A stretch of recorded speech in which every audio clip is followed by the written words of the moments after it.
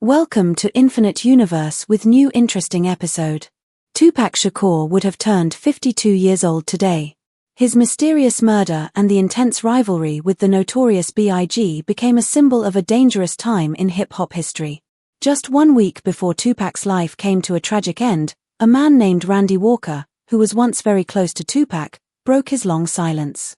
He shared personal memories and deep truths that he had kept hidden for years. What Randy said not only reopened one of hip-hop's biggest mysteries, but also made people question everything they thought they knew about Tupac's life, his enemies, and the people he trusted. The man who has now been charged with Tupac's murder, Dwayne Keefe D. Davis, is finally speaking from prison. He claims he wasn't even in Las Vegas when Tupac was shot. He insists he was 300 miles away and is now blaming someone else. But this story isn't just about one night or one bullet. It goes back years and involves friendships, betrayals, secret rivalries, and emotional confessions. One of the most important parts of this complicated puzzle is what Randy Walker said just before he was killed. His final words may hold the answers that nobody expected. In the summer of 1991, the streets of Queens, New York, were filled with life and excitement. Randy Walker, also known as Stretch, was a tall, confident man rehearsing for Shock G when a young man walked into the room. That young man was Tupac Shakur.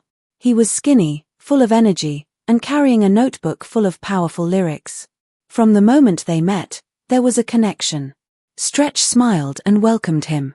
Within weeks, Stretch's group, Live Squad, was helping Tupac create music for his first album. In return, Tupac appeared on several of Live Squad's underground songs. Their friendship quickly grew stronger and went far beyond music. Stretch became one of Tupac's closest friends. He even appeared in the movie Juice alongside Tupac, helping him on set and being by his side. Fans loved seeing them together. They were like brothers from different coasts.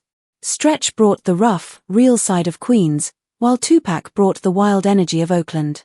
Stretch's mother once joked that Tupac spent so much time at their house, it was like he lived in their basement. The two would stay up late, playing with beats, talking about history, especially the Black Panther movement, and making each other laugh. Tupac once joked that Stretch was so tall he could block out the moon. Even though they didn't have much money, they had big dreams. When record labels rejected Live Squad's music for being too violent, Tupac still stood by Stretch, calling him his guardian angel with a drum machine. By 1993, things started to change. Tupac's second album went platinum, and Live Squad started performing at clubs. Even Biggie Smalls, who was still unknown at the time, opened for them at a show in Maryland. After that show, Tupac, Stretch, and Biggie stayed up all night freestyling in a gym. A rough recording from that night still exists. It showed that when the music was good, it didn't matter where you were from east or west. But success brought problems too. Tupac's fiery personality started attracting the wrong attention. He got into fights, was sued, and often had people around him trying to use him. Stretch tried to act like an older brother, warning him about certain people, especially dangerous hustlers in Harlem who flashed cash from record deals. Sometimes Tupac listened, but other times he ignored the advice and ran straight into risky situations. Still, whenever Tupac was in trouble, Stretch was there. When reporters surrounded them, Stretch blocked the cameras. When Tupac had court dates, Stretch paid for the taxi. He stayed in the background but was always helping. One night in July 1993, during a concert at the Palladium in Manhattan, Tupac pulled Stretch on stage and they performed together. A photo from that night shows Tupac laughing and Stretch punching the air, celebrating like a boxer who just won a fight. That joyful moment would later be used in tributes after both of their deaths. But even then, danger was getting closer. Tupac was starting to hang out with people from a crew connected to a man named Jimmy Henchman and a mysterious Haitian figure known only as Jack. Stretch warned Tupac to be careful, but Tupac believed that going through hard times made him stronger. They made music late into the night, unaware that they were creating a soundtrack to a tragedy that was slowly approaching. On November 30, 1994, Tupac went to Quad Recording Studios in Manhattan. The city was decorated for the holidays, but there was tension in the air. Tupac had a lot of legal bills and needed money fast, so he agreed to do a guest verse for a young rapper named Little Sean. He brought Stretch, Freddie Moore, and another friend with him for protection. As they entered the building, they heard a familiar voice. It was Lil Cease shouting from upstairs that Biggie was there too. It almost felt like a reunion. But minutes later, everything changed. According to police reports, 3 masked men came out of the stairwell with guns. Stretch and Moore froze, but Tupac made a move, and the gunman opened fire. 1 bullet grazed his head, another shattered his leg, and 3 more tore into his body. The attackers also ripped jewelry from his neck and ran away. Stretch helped Tupac into the elevator and got him upstairs. The people in the studio were shocked when they saw him covered in blood. Biggie was there too and later said he told Tupac to be careful. But Tupac didn't believe it was just a random attack. He thought someone inside the studio had told the attackers that he would be there. On the way to the hospital, Stretch promised they would find out what really happened. But things quickly got complicated.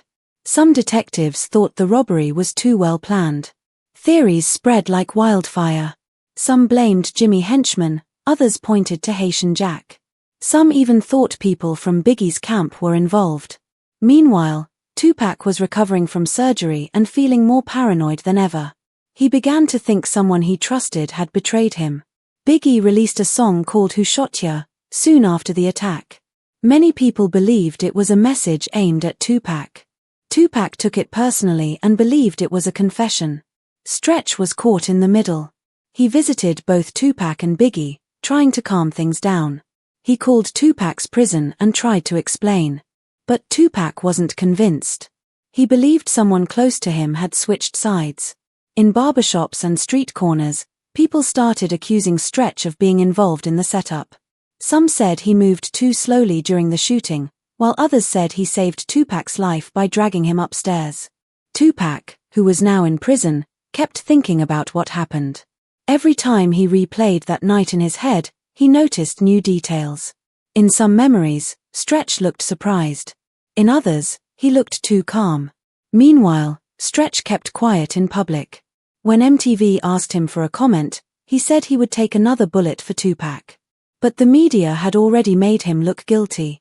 Rumors ruined his music career. People who once wanted his beats stopped calling. Stretch started carrying a gun and moved cautiously, worried that someone might try to hurt him. Biggie released a song called Who Shot Ya soon after the attack. Many people believed it was a message aimed at Tupac. Tupac took it personally and believed it was a confession. Stretch was caught in the middle. He visited both Tupac and Biggie, trying to calm things down. He called Tupac's prison and tried to explain. But Tupac wasn't convinced. He believed someone close to him had switched sides. In barbershops and street corners, people started accusing Stretch of being involved in the setup. Some said he moved too slowly during the shooting, while others said he saved Tupac's life by dragging him upstairs. Tupac, who was now in prison, kept thinking about what happened. Every time he replayed that night in his head, he noticed new details. In some memories, Stretch looked surprised. In others, he looked too calm. Meanwhile, Stretch kept quiet in public. When MTV asked him for a comment, he said he would take another bullet for Tupac. But the media had already made him look guilty. Rumors ruined his music career. People who once wanted his beats stopped calling. Stretch started carrying a gun and moved cautiously, worried that someone might try to hurt him. When Suge Knight posted Tupac's $1.4 million bail and flew him to California, Stretch watched the TV coverage in silence. The man who once called him his brother was now walking into a new life, surrounded by new people. Tupac went straight into the studio and recorded songs that took aim at those he believed had betrayed him. One of those songs, Holler at Me, was clearly aimed at Stretch. The lyrics described someone who ran away when things got dangerous. Stretch was hurt deeply. He told people he still loved Tupac, but the damage had already been done. In early 1996, the rivalry between the East and West Coasts got worse. Award shows turned into battlefields. Radio stations picked sides. Magazines published maps showing where each rapper stood.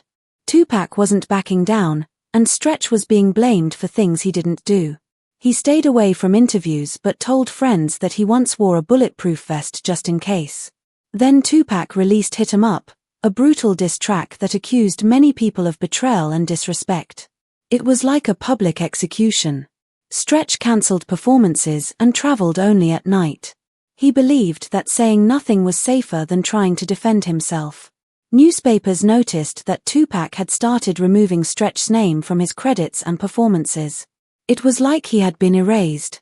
That kind of rejection cut deeper than insults. People only called Stretch to ask about the drama, not his music.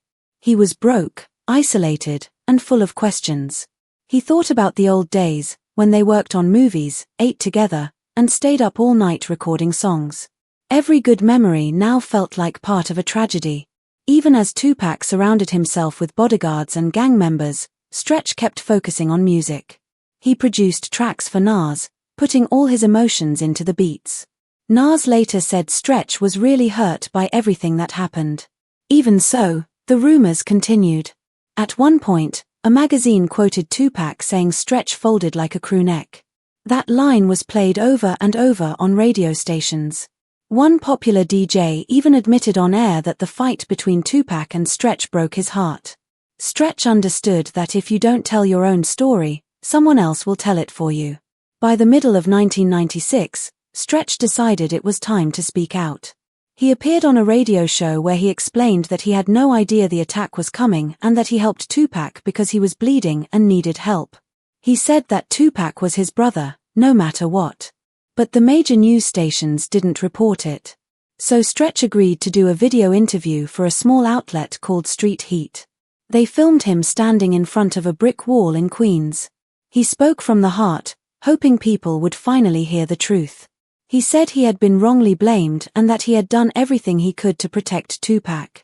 He also said he was tired of being silent and wanted to clear his name. But sadly, time ran out. Just 1 year after the Quad Studio shooting, on November 30, 1995, Stretch was killed in a drive-by shooting. He had been in the studio earlier that night and was driving through Queens when another car pulled up and opened fire.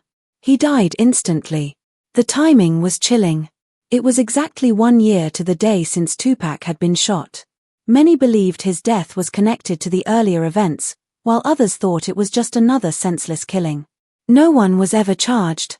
People close to him said he was trying to move forward and was planning one last studio session before taking a break from everything. But the streets had other plans. Now, decades later, the story is still not finished. Tupac's murder remains officially unsolved, and so does Stretch's. But what Randy Stretch Walker said in those final interviews still matters. He wanted people to know that he didn't betray his friend. He wanted people to see the truth, not the rumors. And even though he didn't live long enough to see justice, his voice still echoes through the beats he created and the words he left behind. The tragedy of Tupac and Stretch reminds us that fame can be dangerous, and trust is fragile. Their friendship started with music and dreams, but it ended with silence, suspicion, and bullets. And through it all, one truth remains: before the fame and the violence, they were just two young men trying to make something beautiful out of nothing. And that's a part of the story that no one should ever forget. Stretch once said he knew Tupac thought he had betrayed him. He insisted he hadn't, but he didn't want to argue through songs or public fights. There was already footage from the infamous shooting being passed around in barbershops, old, grainy tapes on VHS, yet still shocking. Even though it wasn't crystal clear, people were making up stories faster than the tapes could be copied. By September, Tupac was gone. He was shot in a drive-by in Las Vegas, and just like that, one side of their story would never be heard again. Stretch, whose real name was Randy Walker, went to a candlelight vigil in Queensbridge to honor Tupac. He kept his face hidden under a New York Knicks cap. Reporters shouted questions at him, but he didn't answer. He just backed away from the crowd, tears on his cheeks, saying nothing. In October, still grieving, Stretch added some final touches to a remix of Nas's Take It in Blood. He tried to keep himself busy. But in quiet moments, he would vent to friends and say, "It's not just music anymore. Now I'm fighting ghosts." Nas encouraged him to tell his side of the story in public, but Stretch was hesitant. "Truth don't trend," he said. Night after night, Stretch practiced with his group Live Squad in a small warehouse in Hollis, Queens. He was planning a demo showcase to prove he was about evolution, not drama. He even wrote a short statement he planned to give the press after Thanksgiving. His friends noticed he seemed more at peace lately. He was cracking jokes again. His beats had the same punch they used to. But despite the good vibes, there were whispers going around. People warned him about November 30th, the anniversary of Tupac's shooting at Quad Studios. Stretch didn't believe in superstitions. "Superstition can't pull a trigger," he said when someone mentioned the date. His friends nodded, but deep down, they were uneasy. Sometimes, the calendar doesn't just mark time, it points directly at people. November 23rd, 1995, 1 week before Stretch was killed, he was in Queens recording music. The air was cold, and chimney smoke filled the streets. He finally agreed to sit down for an interview with a reporter named Mike Tyson, not the boxer, from a small video company called Street Heat. They started recording at 8:19 p.m. Mike began the interview with, "So about Tupac, for 40 minutes, Stretch calmly told his side of the story. He said he never set Tupac up. He told how he had actually called Pac that day, warning him to bring extra security. He described hearing the first shot inside the Quad studio lobby, grabbing Pac, and pulling him toward the elevator while praying out loud. The saddest part came when Stretch said, "I knew Pac didn't trust Easy, but I didn't know he trusted me that little." The cameraman's hands were shaking. This was a big moment. Stretch was finally speaking. 1 week before his own death, he broke the silence about Tupac. Street Heat didn't have national coverage, but bootleggers didn't care. By the next morning, copies of the interview were already being played in barbershops from Hollis to Harlem. Snippets aired on the radio. Some people praised him for being honest. Others said he was just trying to save face. When asked why he waited so long to talk, he said, "I was waiting for tempers to cool." That didn't happen. Would Tupac have accepted this olive branch? Stretch wasn't sure. "Pac didn't pick up when I called last week. But I hope he listens to the tape." During breaks in the interview, Stretch played rough beats for his upcoming showcase. The music was emotional, reflective, but not depressing. Tyson scribbled in his notebook, "Music feels like therapy." Stretch laughed and said, "Cheaper than a shrink." Still, Tyson noticed how Stretch's body tensed up every time Tupac's name came up. His leg would start bouncing. Tyson asked if he was scared. Stretch leaned in and said, "I'm no saint. But I don't owe anyone blood. If they come for me, they come. It won't change the truth." He refused police protection. He just wanted to spend a quiet holiday with his nieces. When the interview ended, he handed Tyson a digital tape and said, "Archive it, in case history tries lying again." Outside, snowflakes drifted through the streetlights. One of Stretch's friends joked that the footage would finally shut the doubters up. Stretch smiled, pulled his coat tight, and said, "That's the plan. Peace." By dawn, the tapes were being sold on Canal Street. By Monday, they reached Detroit. DJs planned to play the audio on December 1st, not knowing that the man on the tape wouldn't live to hear it. Even people who didn't like Stretch were surprised by how honest he was. But honesty moves slower than bullets. On the night of November 30th, the calendar came for him. Thanksgiving week passed quickly. By Friday, Stretch was back in the studio, rehearsing for the big showcase. He was determined that Live Squad's performance would finally let people hear the real him, not just gossip. That night, he left the warehouse in Hollis around 11 p.m. He hugged his friend Majesty and said, "Give me 20 minutes." They had grown up together, counting streetlights on their walk home to stay safe. That night, the streetlights flickered a weak amber as Stretch drove his green 1992 Plymouth Voyager down 209th Street. An unreleased demo played loudly from the speakers. 2 blocks later, a black Bic Regal pulled out from a side road and started following close behind. Security camera footage from a nearby auto parts store later showed Stretch tapping the brakes, then speeding up. The Bic's headlights went dark. A classic tail threat. The official timeline said the chase lasted 90 seconds. The vehicles reached speeds over 55 miles per hour. A man named Carlos Mendoza, smoking on his stoop, said the engines sounded like drag racers. The Bic swerved to the left. The back window dropped. 4 gunshots lit up the night. .45 caliber bullets tore through the back of Stretch's van. One shattered his spine. Another hit his shoulder.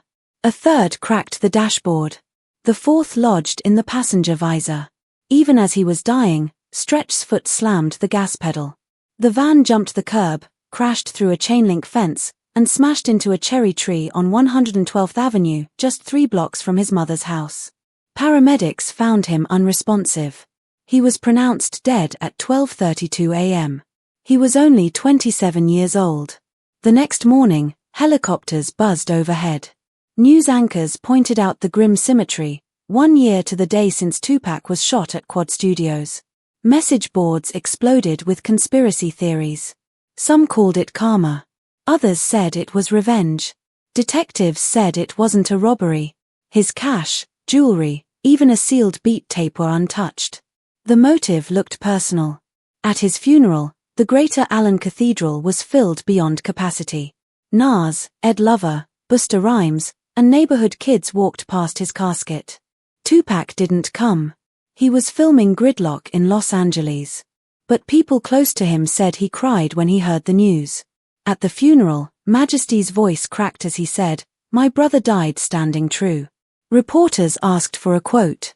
They got none. Inside the 113th precinct, police tried to sort through suspects. Some pointed to Ronald Tennard Washington, later connected to the murder of Jam Master Jay. Others suspected a Southside Crips group who had beef with Stretch from a club fight. But no one came forward. Subpoenas went unsigned. The streets stayed silent. A neighbor told the New York Times, "Out here, seeing can be fatal." The only solid evidence was a .45 caliber bullet casing that matched ones found in Ronald Washington's earlier arrests. But without a witness, prosecutors couldn't move forward. Meanwhile, the interview Stretch gave just 1 week before his death became legendary. Street Heat released it as a limited edition VHS called Straight Truth. Bootleggers made more copies than the cops wrote reports. Some said Stretch predicted his own death. Others believed the interview angered powerful people. Either way, his words carried new weight. Even Biggie called Nas. "If they clipped Stretch, am I next?" he asked. Suddenly, fear was stronger than fame. Artists hired ex-military guards. Rap began whispering that December 1995 might claim another icon. Promoters, cousins, even club bouncers started dying. The line between rap rivalry and street warfare had vanished. Magazines began printing guides titled "What to Do If Rap Beef Turns Violent." By summer 1996, detectives proposed a new theory. Maybe Stretch's murder wasn't even about rap. Maybe it was just a local grudge. But when that story reached the public, no one wanted to hear it. A Coast War sounded better and sold more papers. Majesty launched the Stretch Walker Foundation. The first grant helped middle schoolers record anti-violence songs. Soon, Queens renamed a local court Stretch Park. Huge murals appeared on walls, his face wearing headphones, eyes full of emotion. Online forums debated whether Stretch was a hero or a traitor. But one fact stood out: he died on the anniversary of Tupac's shooting. Coincidences don't usually follow the calendar that closely. Stretch's story traveled studio to studio, each rumor another ticking bomb. The hip-hop world moved on, but his ghost stayed near. Any show in Queens meant triple security sweeps. A quiet nod to the night a minivan met a cherry tree. Detectives reopened his case every few years, usually after a new documentary revived public interest. In 2022, court filings in the Jam Master Jay case once again pointed to Ronald Washington. The connection brought Stretch's name back into the spotlight. Now, universities study the 1990s rap wars like modern folklore. Students discuss what might have been. What if Stretch had protection? What if Tupac had answered that final call? The room always goes quiet. Documentaries keep trying to tell the whole truth. Majesty won't let anyone use the interview tape unless they show the entire 40 minutes. Every year, the community watches that interview in Jamaica, Queens. People go quiet when Stretch says, "I just want a calm holiday." That one sentence reminds everyone that even the strongest men feel fear and say it.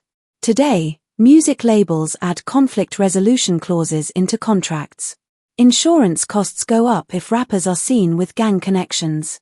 Publicists now hand out manuals on how to avoid beef. Stretch's death changed the business forever. Artists still honor him. Kendrick Lamar used a live squad drum loop on a mixtape. Joey Badass name-dropped Stretch at a fundraiser. Nas lays flowers on his grave every November. No one announces these acts. The silence speaks louder. The Street Heat tape aged well. Engineers cleaned it up and re-released it with essays from Questlove and Angie Martinez. Teenagers today say Stretch sounds like an older J. Cole, full of feeling, bridging decades with empathy. No autopsy can erase legacy. Every sample clearance, every vigil, pushes his story closer to truth. Majesty's Foundation now funds music labs across 3 boroughs. On the walls, a sign reads, "If words fail, step outside violence." Thanks for watching. Like and subscribe our channel. Have a good day.